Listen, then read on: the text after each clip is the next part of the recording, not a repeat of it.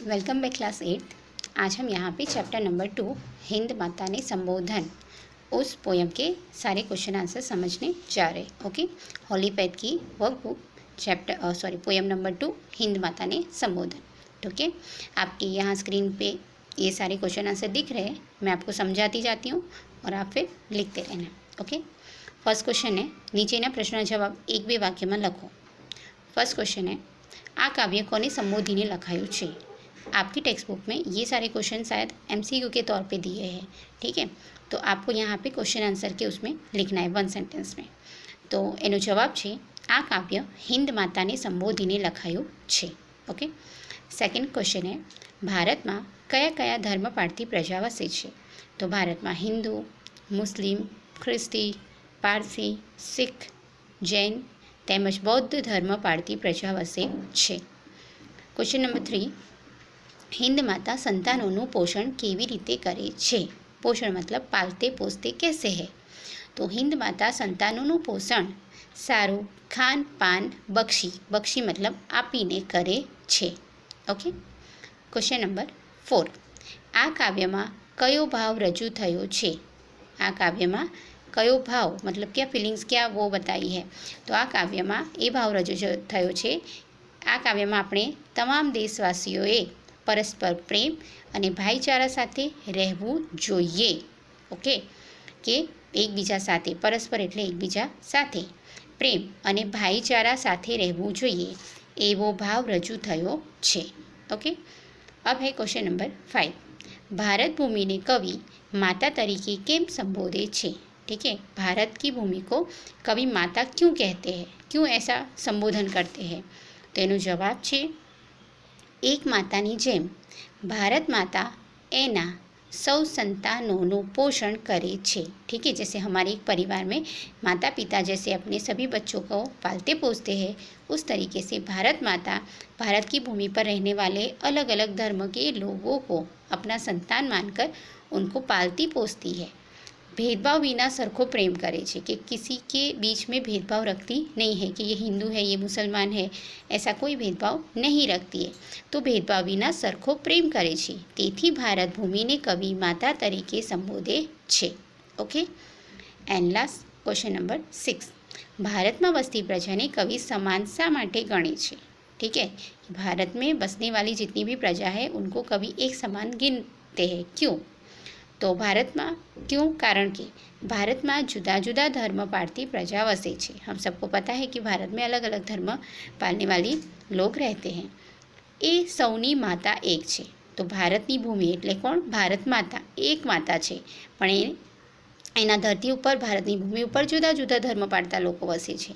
माता एक होय तो ये माताना बधा संतानों पण समान ज होय छे। ठीक है, एक ही माँ बाप के बच्चे जो होते हैं तो इक्वली होते हैं, कोई बड़ा या छोटा, किसी को ज़्यादा प्रेम करते किसी को कम प्रेम करते, ऐसा कुछ होता नहीं है। तो यहाँ पे भी वही बताया है कि भारत में जुदा जुदा धर्म पाळती प्रजा वसे छे। ए सौनी माता एक ज छे। माता एक होय तो ए माताना बधा संतानों समान होय छे।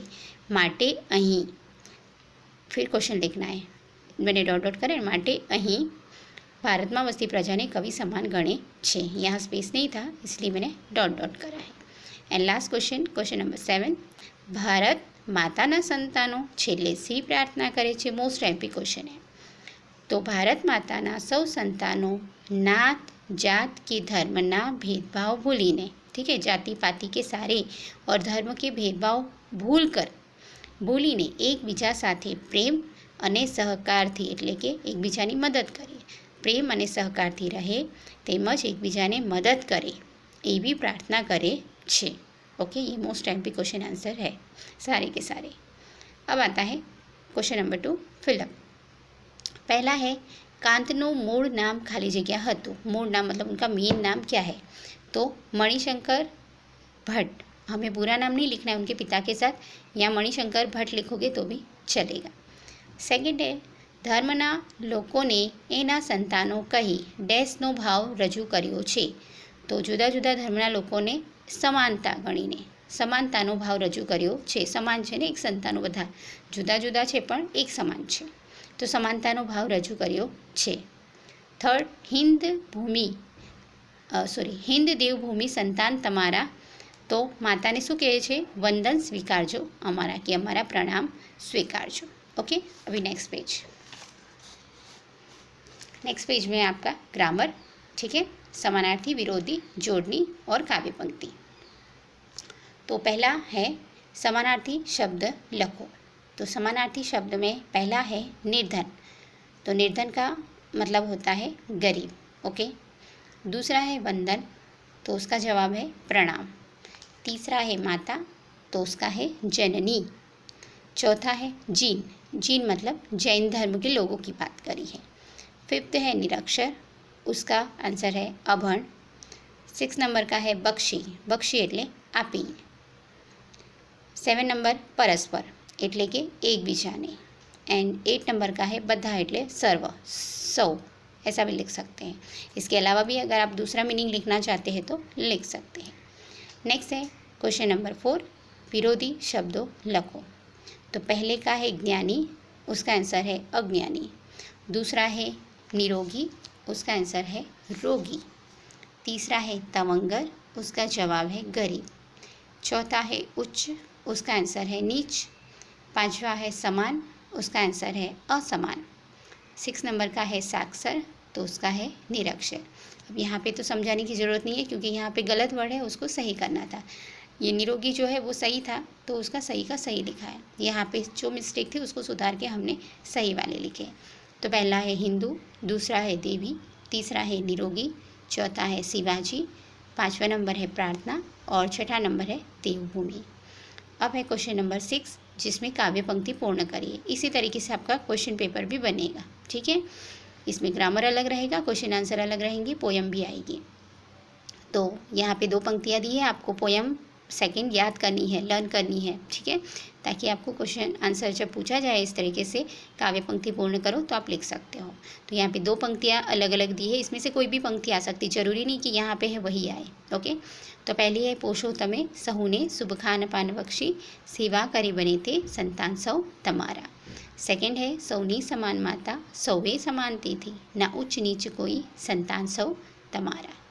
अभी आपको लास्ट क्वेश्चन जो है उसमें ऐसा है कि विविधता में एकता, एक टॉपिक दिया है, उस टॉपिक के ऊपर आपको लिखना है 10-12 सेंटेंस, ठीक है, 5-7 सेंटेंस लिखने। ये ऐसे के तौर पे भी पूछा जाता है। ओके, तो उसका क्वेश्चन है विविधता में एकता विषय 8-10 वाक्यों लखो।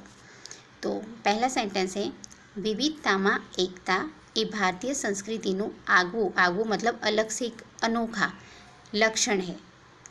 देश में जुदा जुदा प्रदेशों है, ये प्रदेशों में वसता लोकोना पहरवेश, धर्म, भाषा, रीत रिवाज जुदा जुदा है, छतांय बधा देशवासीओ सम और सहकारथी रहे छे। ये हम सबको पता ही है, पर आज के ज़माने में ऐसा नहीं हो रहा है।